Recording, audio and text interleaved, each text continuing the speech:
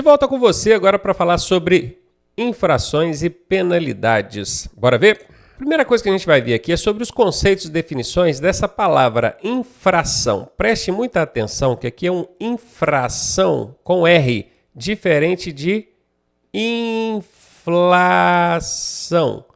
Inflação é outra coisa, está relacionada a aumento de preços, economia. Não é isso que a gente está falando. A gente está falando de infração, que vem de infringir, de desobedecer. É exatamente o que está escrito aqui, ó. Infração é a inobservância de qualquer preceito deste código ou da legislação complementar. Inobservância é o deixar de observar, é o deixar de obedecer. Qualquer preceito quer dizer qualquer condição, qualquer regra imposta por esse código de trânsito. Desobedeceu? Pode ser punido, que é o que a gente vai ver na sequência da aula. Aqui tem até uma ilustração representando bem isso, onde tem uma placa de proibido estacionar. O senhorzinho chegou, estacionou o carro aqui.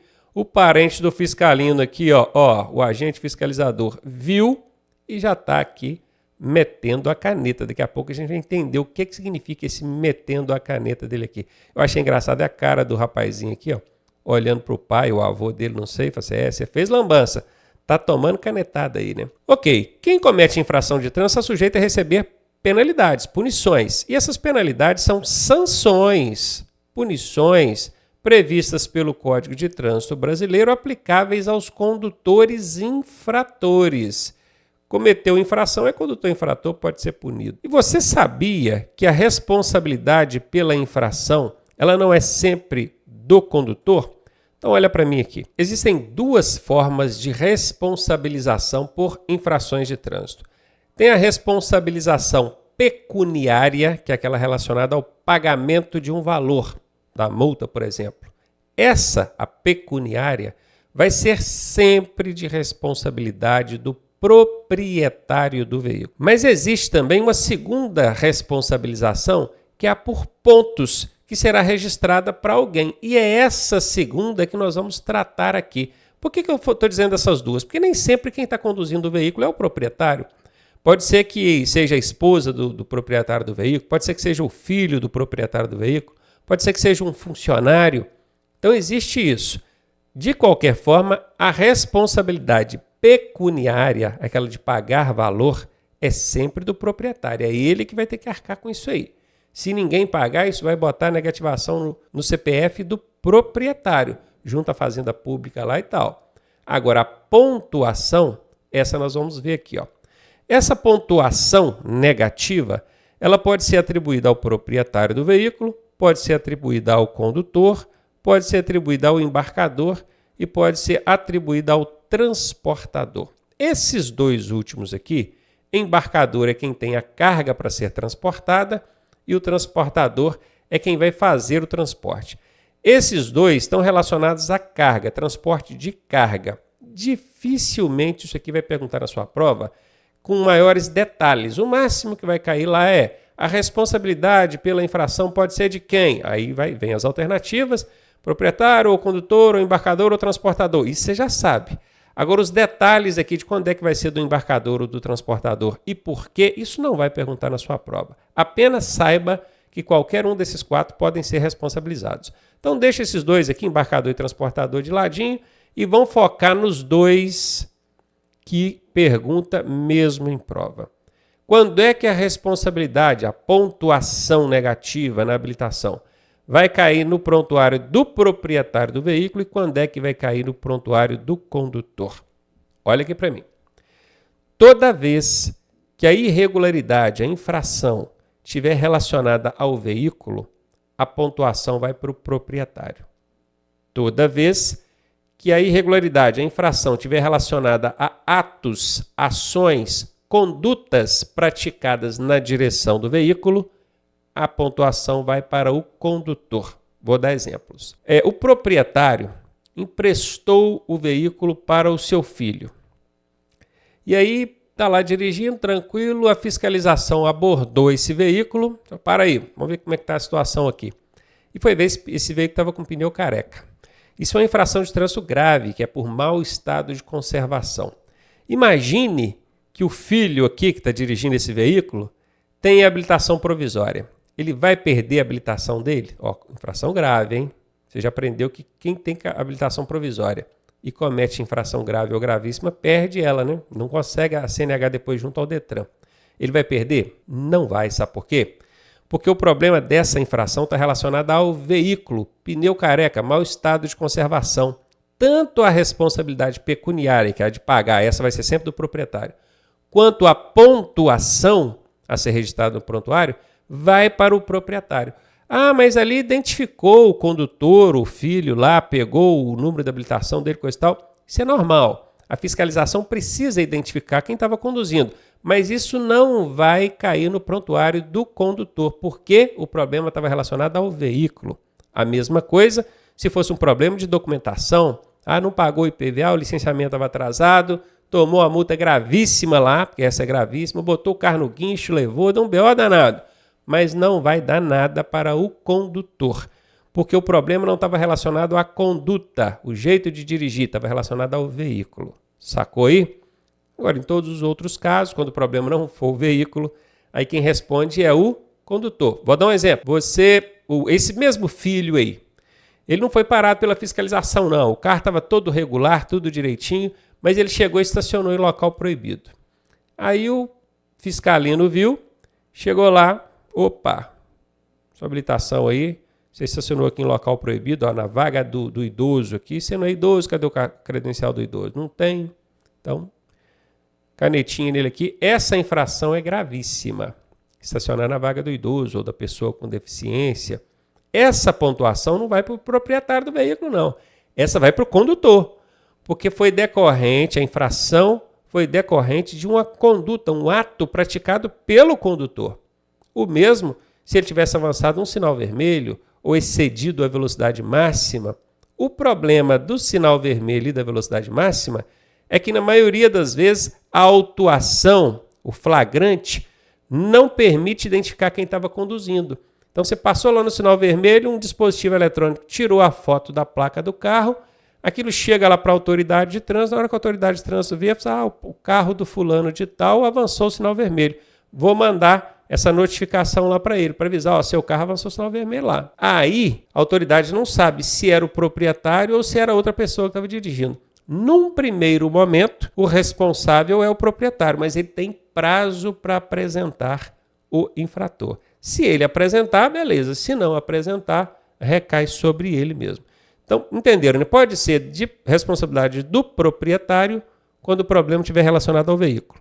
Ou vai ser de responsabilidade do condutor quando o problema estiver relacionado à conduta, ao jeito de dirigir, a ações e inobservações à legislação de trânsito praticadas enquanto está dirigindo. Sabendo disso, a gente avança. AIT. O que é isso, hein?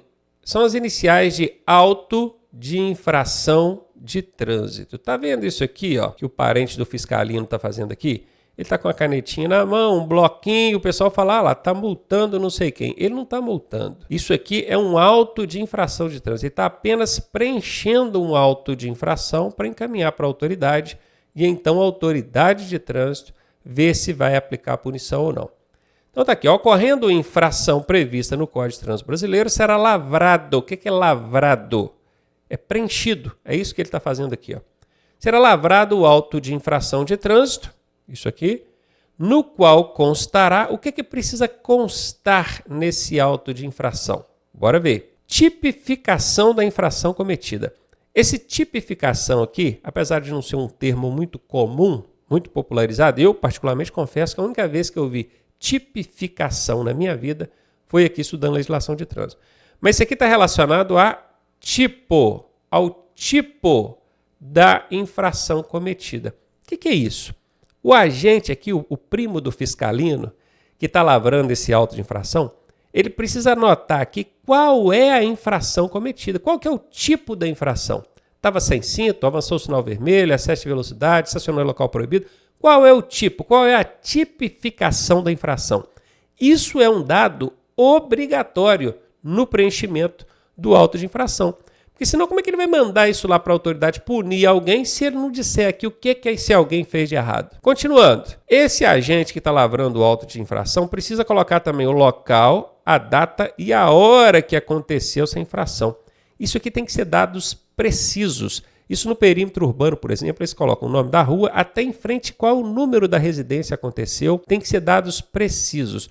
Qualquer inconsistência no preenchimento aqui pode invalidar o auto de infração, isso ser engavetado depois não resultar numa punição. Tem que fazer um trabalho muito bem feito aqui. Outra coisa que precisa constar, identificação do veículo. Claro, como é que vai punir se não diz qual é o veículo? E aí precisa colocar lá a placa desse veículo, a marca, a espécie. Tem que colocar esses outros elementos aqui para na hora da autoridade de trânsito receber esse auto lá, poder fazer a verificação da placa com a marca, com a espécie, com a cor do veículo. Por quê? Porque hoje em dia tem muito veículo clonado. Vai que tem alguém com a placa de um veículo clonado aí. Então, quanto mais elementos identificadores o agente colocar no auto de infração, mais fácil vai ser para a autoridade de trânsito lá depois identificar se é realmente aquele veículo ali ou se não é um veículo clonado ou cabritado, que o pessoal fala por aí, né? E mais, identificação da autoridade ou do agente ou do equipamento fiscalizador. Veja bem, aqui nós temos 3 personagens que podem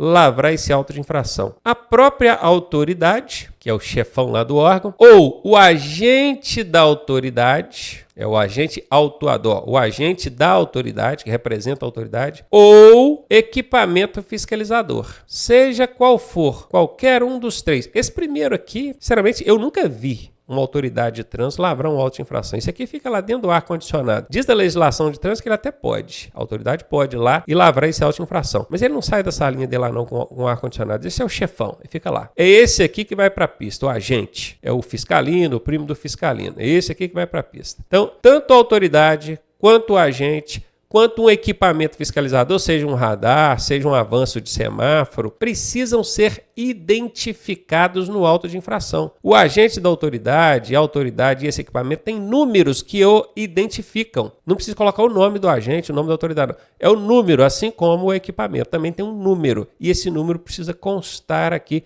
até para fins de verificação depois, para ver se esse equipamento está homologado, se ele é registrado, está tudo certinho. E por fim, o prontuário e assinatura do condutor. Prontuário é o RENASH dele.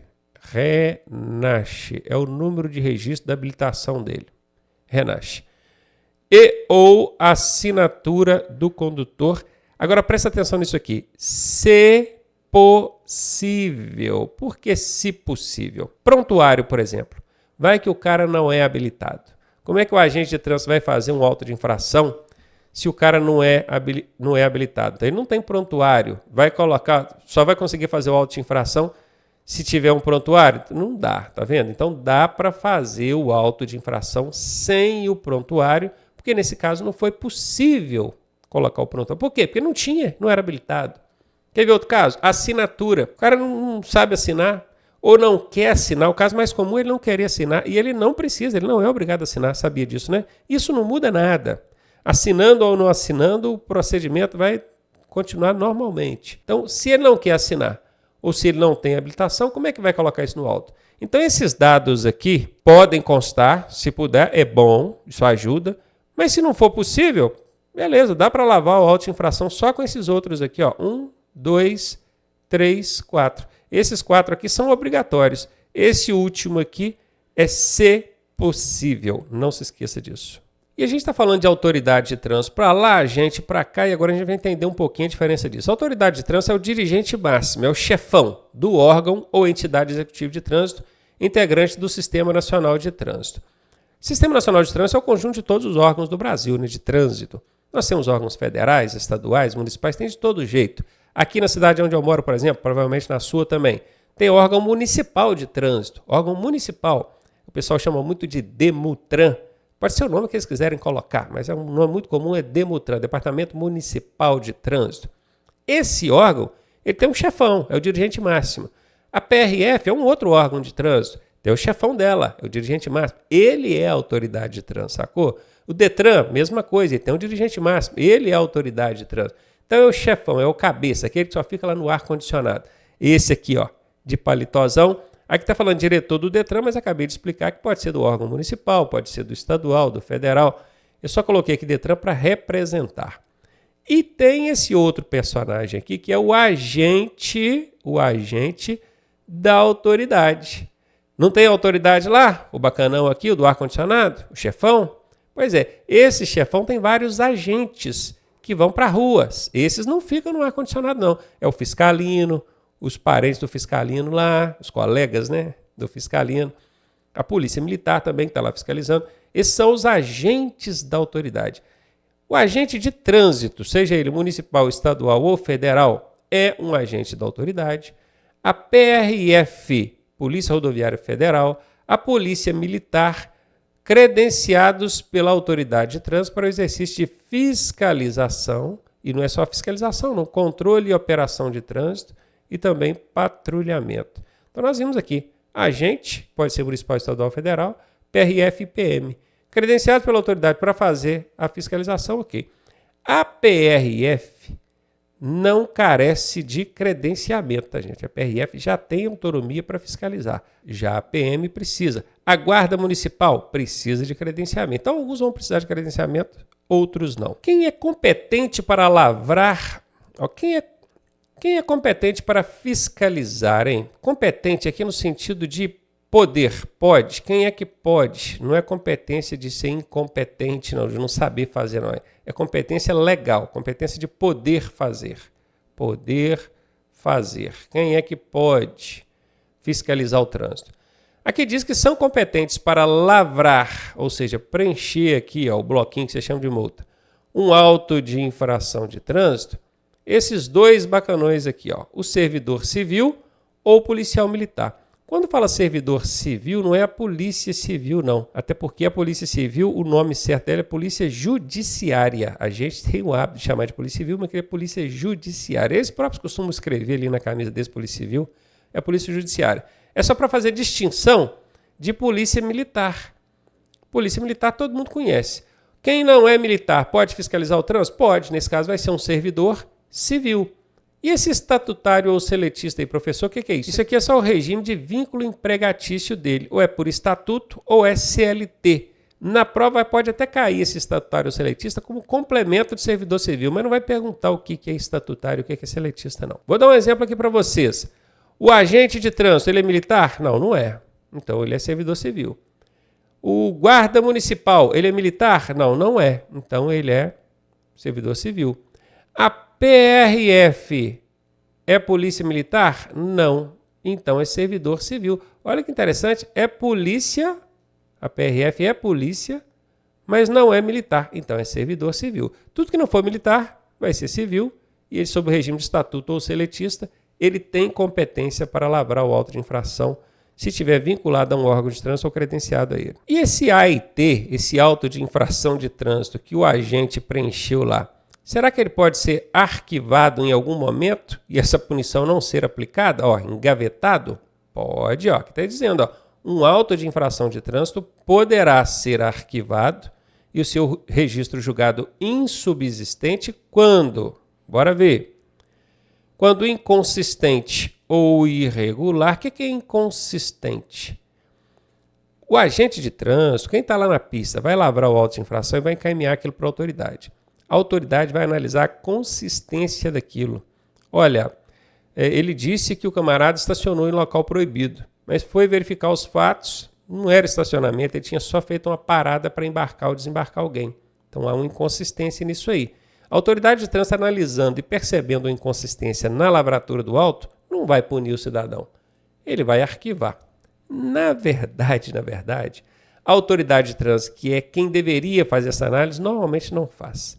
Tapa os olhos e aplica a punição. Mas aí cabe a você se defender, recorrer em primeira, segunda instância. Por isso que a gente precisa conhecer os meandros aqui da legislação de trânsito para a gente saber quando é que a gente tem direito e quando a gente não tem direito de buscar a nossa defesa, os nossos recursos aí. Então essa análise de inconsistência ou irregularidade, falando também de irregularidade e inconsistência no sentido de preenchimento, que na hora de lavrar, dele preencher lá, se ele erra o número da placa, se coloca uma cor do veículo errado, um modelo errado, isso já é uma inconsistência. A autoridade de trânsito, na hora de cruzar os dados ali, não vai ficar seguro de que era aquele veículo mesmo, então vai arquivar, vai engavetar. Então esse aqui é o primeiro caso. em que o auto pode ser arquivado. E tem um segundo caso, que esse aqui é o mais comum, o mais perguntado em prova, que é se a notificação não for expedida em no máximo 30 dias. O que é notificação? O que é isso, professor? Notificação é um aviso. A autoridade de trânsito recebe esse auto de infração lá e precisa te avisar.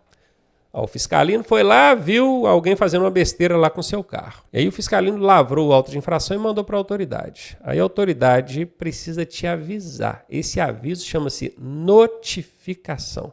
Ele pode enviar esse aviso pelo correio ou pode enviar via sistema eletrônico. SNS, Sistema de Notificação Eletrônica, e vai pela sua CDT, Carteira Digital de Trânsito, você recebe lá, de um jeito ou de outro. A questão é, a autoridade de trânsito tem que te avisar e tem que te notificar. E em qual prazo? No máximo 30 dias.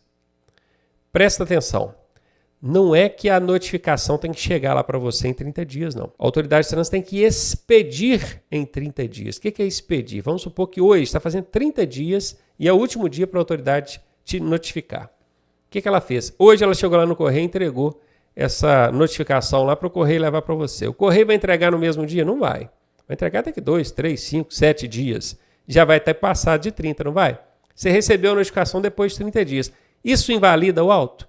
Isso faz arquivar? Não, porque a autoridade expediu, quer dizer, colocou no correio dentro dos 30 dias. Se você vai receber dentro dos 30 dias ou não, já é outra coisa. Muitas vezes nem recebe, porque o endereço está desatualizado, na hora que o correio chegou lá não tinha ninguém lá para receber, então você nem recebe. E o fato de você não receber a notificação não significa que a autoridade deixou de cumprir com o papel dela, não. Ela cumpriu. Ela expediu, enviou para você dentro dos 30 dias. Se ela não enviar, se ela cochilar e deixar passar de 30 dias, aí já não pode mais enviar. Tem autoridade de trânsito, tem órgão de trânsito que até joga uma migué, passou aqui do prazo, vão mandar assim mesmo. Vai que ele não sabe que expedido depois de 30 dias, essa notificação tem que ser arquivada. Vai que ele não sabe, ele paga essa multinha. E aí você tem que conhecer. E aí vocês vão ficar na dúvida assim, professor, mas como é que eu vou saber que ela foi expedida dentro de 30 dias? Lá tem a data da postagem no correio. Tem a data de expedição dela e postagem junto ao correio. É por ali que você vai se orientar, e não o dia que você recebeu. Então esses são os dois casos em que um auto de infração pode ser arquivado. Está lá no artigo 281 do Código de Trânsito Brasileiro. E isso pergunta em prova, tá? O auto de infração pode ser arquivado em duas circunstâncias. Quando ele for inconsistente ou irregular, ou se a autoridade cochilar e não te notificar dentro do prazo máximo de 30 dias. Agora a gente chegou aqui numa fase onde eu vou te mostrar todas as etapas do processo administrativo de trânsito. Desde o momento do cometimento da infração, fase de notificação, apresentação de defesa, recurso em primeira instância, recurso em segunda instância, até a conclusão do processo. É muito legal, é muito importante você conhecer isso aqui para você saber exatamente como é que a coisa funciona na prática. Bora ver? O primeiro ato do processo administrativo de trânsito é quando o condutor é flagrado cometendo uma infração. Nesse caso aqui, tem uma placa de proibido estacionar, o condutor estacionou, ficou dentro do carro, com o carro ligado, dando uma migué, né? Mas, eu estou aqui dentro do carro, o carro está ligado, então eu não estou estacionado não. Tá sim, porque você não está embarcando nem desembarcando ninguém. Isso é estacionamento. O colega do fiscalino viu aqui e lavrou o auto de infração. O condutor comete a infração, o agente de trânsito lavra o auto de infração de trânsito, preenche aqui, colocando aqueles dados todos que nós aprendemos, né? Tipificação da infração, local, data e hora, identificação do veículo, identificação dele, agente de trânsito e, se possível, o prontuário e a assinatura do condutor. Nós já aprendemos sobre isso. Lavrado o auto de infração, o que é que o parente do fiscalino aqui, o que é que esse agente fiscalizador vai ter que fazer? Ele vai ter que encaminhar isso para a autoridade de trânsito, analisar a regularidade e a consistência desse auto de infração de trânsito. Então, ele vai examinar aquilo ali cuidadosamente. Se a autoridade de trânsito encontrar qualquer inconsistência ou irregularidade na lavratura desse auto de infração, o que é que ele vai fazer? Ele vai engavetar, vai arquivar. É irregular? É inconsistente? Arquiva. Mas se a autoridade, ao analisar, perceber que não tem nenhuma irregularidade, o caminho já é outro. Ó. Ele vai ter 30 dias para notificar o proprietário do veículo desse auto de infração de trânsito. Nós até acabamos de ver agora há pouco que a autoridade de trânsito tem no máximo 30 dias para expedir, colocar no correio essa notificação e enviar para o proprietário. O proprietário recebendo essa notificação, ele tem 2 caminhos a seguir. O primeiro caminho é apresentar o real infrator, caso não seja ele que estivesse dirigindo. Não, o carro é meu, mas era meu filho que estava dirigindo. Então ele tem 30 dias para avisar a autoridade de trânsito quem que era o infrator. O real infrator é esse fulano aqui, ó. Tem até uma mãozinha apontando para ele, né? E está aqui com a mãozinha no queixo, que também é pensativo. Mas se era ele mesmo que estava dirigindo, o proprietário do veículo, ele não vai indicar real infrator nenhum. Ele vai partir para um segundo caminho, que é apresentar defesa prévia. Isso aqui chama-se defesa prévia. Por quê? Porque é uma defesa feita antes mesmo de ser punido. Entenda, por enquanto, ele ainda não foi punido, não chegou uma multa para ele não, só chegou um aviso, uma notificação de que ele foi autuado. Por isso, que você já deve ter visto uma dessas, chega na casa da pessoa um primeiro aviso lá que não tem valor para pagar, não tem nada, porque aquilo ainda não é uma multa, não é uma punição, é só uma notificação, um aviso de que ele foi autuado, o veículo dele foi autuado por infração de trânsito. Alguém estava dirigindo esse veículo lá, estacionou no local proibido, o agente de trânsito viu, lavrou o auto, mandou para a autoridade está te avisando. Então ele vai defender. Qual é o prazo que ele tem para defender, para se defender? Ele tem 30 dias. E ele vai mandar essa defesa prévia para quem? Para a autoridade de trânsito. Aquela mesma que fez a análise de consistência e regularidade. Então a autoridade agora vai analisar a sua defesa. Se entender que a sua defesa faz sentido, é consistente, ele vai deferir, quer dizer, aceitar a sua defesa e vai arquivar esse auto de infração e não vai aplicar punição nenhuma. Agora, se ele entender que não, que você fez errado mesmo e precisa ser punido, aí ele vai te mandar uma segunda notificação. Agora não é a notificação do auto de infração mais não, agora é a notificação da multa, a notificação da penalidade. Ele tem 360 de quase um ano, olha só, 360 dias para aplicar essa penalidade, para mandar para você esse aviso da penalidade, aí já é a multinha, já tem um valor ali e tudo mais. Esses 360 dias, considerando que você apresentou defesa. Se você não apresentar defesa nenhuma, porque você pode simplesmente ficar inerte, parado, não vou nem apresentar infrator, não vou apresentar defesa também, vou ficar quieto. Vamos ver o que eles vão fazer. Aí ele vai te mandar a punição do mesmo jeito, a penalidade, só que aí não vai ser em 360 dias, não, vai ser em 180 dias. Então aqui diz, 360 dias para a autoridade te notificar da penalidade, ou 180 dias se não apresentar defesa prévia. O proprietário não apresentou defesa nenhuma, então a autoridade de trânsito só tem 180 dias para apresentar ou te notificar dessa punição, dessa penalidade. Se ele não fizer dentro desses prazos aqui, ele não vai poder punir depois mais. Essa punição prescreve. Depois que você recebe essa multa, você ainda pode continuar se defendendo. Só que agora vai chamar outro nome, não é defesa mais não, agora vai chamar recurso. Recurso a JARI. Quem é JARI? Junta Administrativa de Recursos de Infrações. Qual o prazo que você tem para recorrer? 30 dias. Quem são essas pessoas que vão julgar isso? São pessoas independentes do órgão que aplicou a punição.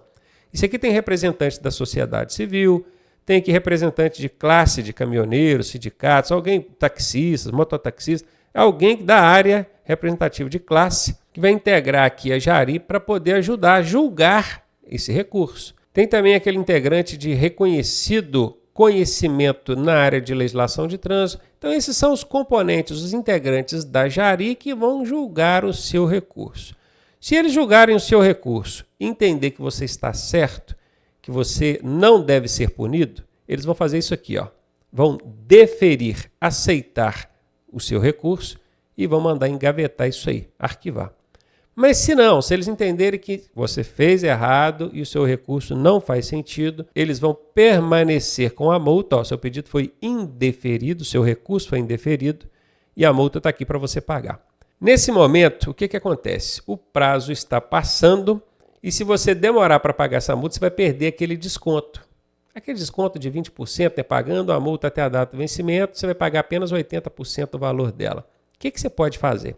Você não é obrigado a pagar a multa para recorrer, não. Você pode ir recorrendo até o final e paga só lá no final, quando tiver perdido em todas as instâncias. Só que quem entende do processo prefere pagar a multa dentro do prazo de validade e depois faz o recurso. Se fizer o recurso e ganhar, o órgão de trânsito devolve esse dinheiro a você corrigido. Então, o recomendável é que pague a multa, recomendável, para você não perder o desconto. Se na sua prova perguntar, você é obrigado a pagar a multa para fazer o recurso? Você vai dizer, não sou obrigado a pagar, não vou pagar, só vou pagar lá no final. Mas já sabendo que vai passar do vencimento, você vai perder esse desconto aí. Então, normalmente a pessoa vai pagar a multa e vai recorrer de novo, só que agora em segunda instância, que é um recurso feito ao CETRAN, que é o Conselho Estadual de Trânsito, ou Junta Especial da Jari.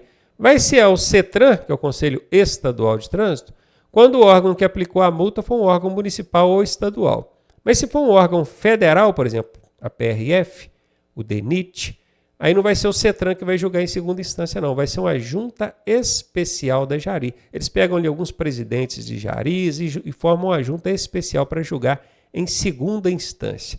Então, essa turma aqui da Jari é da primeira instância. O CETRAN e a Junta Especial da Jari é segunda instância. E aí você vai apresentar de novo e pela última vez o seu recurso. Se esse pessoal entender que você não tem razão, eles vão permanecer com a aplicação da punição. Seu pedido foi indeferido, você vai ter que cumprir a punição, coitado. Está aqui, suado, chorando, com os bolsos vazios, porque teve que pagar a multa, né? Mas se eles entenderem que você tem razão, eles podem deferir o seu pedido, arquivar a multa e encerrar o processo. Aí aqui acabou. Pronto, agora que você conhece todas as fases do processo administrativo de trânsito, eu quero te dar uma dica aqui. É muito comum na prova perguntar por prazos. Qual que é o prazo para você apresentar o real infrator? Ou qual que é o prazo para você apresentar defesa? Qual que é o prazo para você apresentar recurso em primeira instância, no caso para Jari? Qual que é o prazo para você apresentar recurso em segunda instância, no caso para o CETRAN ou Junta Especial da Jari? Qual que é o prazo para a autoridade de trânsito te punir? Na prova pergunta sobre prazos. Presta atenção no macete. Todos os prazos são de 30 dias. Todos. Só dois que não são. Na verdade, só um. Ele tem uma variaçãozinha, mas ela é só um. Olha para a tela aqui para mim. Aonde está a setinha verde, está mostrando os prazos de 30 dias. São todos. Só onde está de laranja aqui que o prazo muda. Que prazo é esse que muda? É o prazo para a autoridade apresentar a notificação da punição, para ela te punir, para ela aplicar a penalidade. Que o prazo padrão é 360 dias. Mas lembrando que pode cair pela metade, 180 dias, quando o infrator não apresenta recurso ou defesa. Pegou aqui? Perguntou qualquer coisa na sua prova? 30 dias. Agora o prazo para a autoridade te punir, para o órgão de trânsito te punir, te penalizar, 360 dias. Mas ele não apresentou defesa nem recurso. Aí a metade do prazo, 180 dias. Somebody love, essa foi para conta. Conhecendo agora sobre as penalidades e medidas administrativas. Penalidades são punições, medidas administrativas são medidas adotadas pelo agente fiscalizador, o agente que está ali no trânsito, para evitar que o problema persista, que a infração, a situação de infração continue. Olha aqui para mim. Imagine que o fiscalino te parou, né, fiscalino, me ajuda aí. Se eu falar alguma besteira, você me corrige. E ele viu que na sua habilitação, lá no verso da sua habilitação, no campo de observações, tem uma letrinha A lá. E essa letrinha A significa que você é obrigado a utilizar lentes corretoras, lentes corretivas quando está dirigindo. Seja lente de contato ou óculos, mas tem que usar. E foi ver, você estava sem óculos. Mas eu estava de lente, ele não viu. Você tem que mostrar, você tem que tirar e mostrar, ele tem que ver. Ele não é obrigado a descobrir que você está não está dentro do meu olho aqui, isso é migué, gente. Polícia não cai nisso não, você tem que mostrar para ele que está de lente. Está de lente, ok. Não está de lente, seja ela óculos ou lente de contato, é infração de trânsito gravíssima.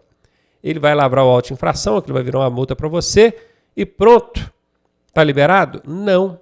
Ele precisa aplicar uma medida administrativa para certificar de que você não vai permanecer cometendo aquela infração. E o que ele pode fazer nesse caso?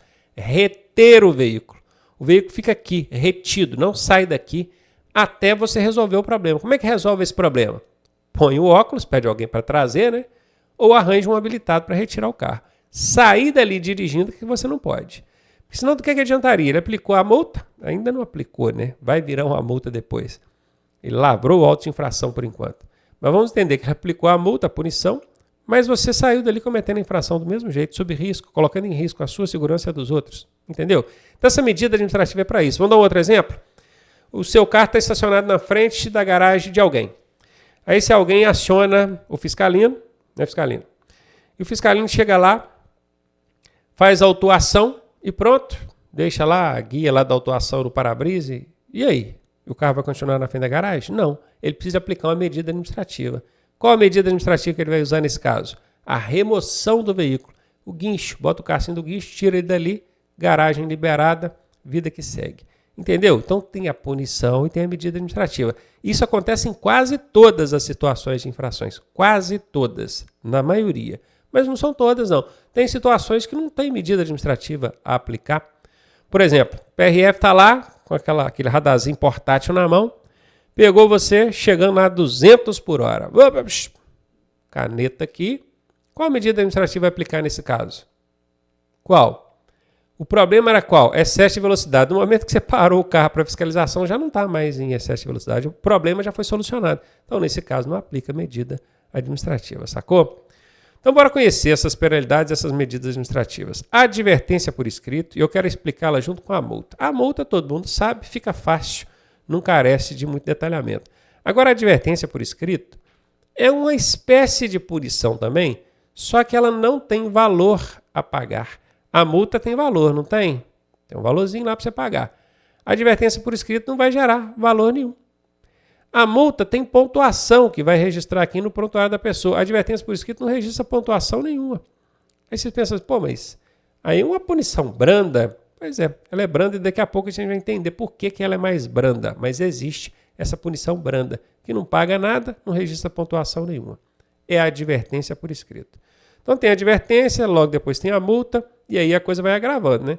Tem a suspensão do direito de dirigir, que retira do condutor ali a habilitação dele por um prazo e suspende o direito dele dirigir até ele fazer o curso de reciclagem e cumprir aquele prazo de suspensão ali. Tem a cassação da PPD. Caçar, nesse caso, não é caçar de caçar com espingarda, não.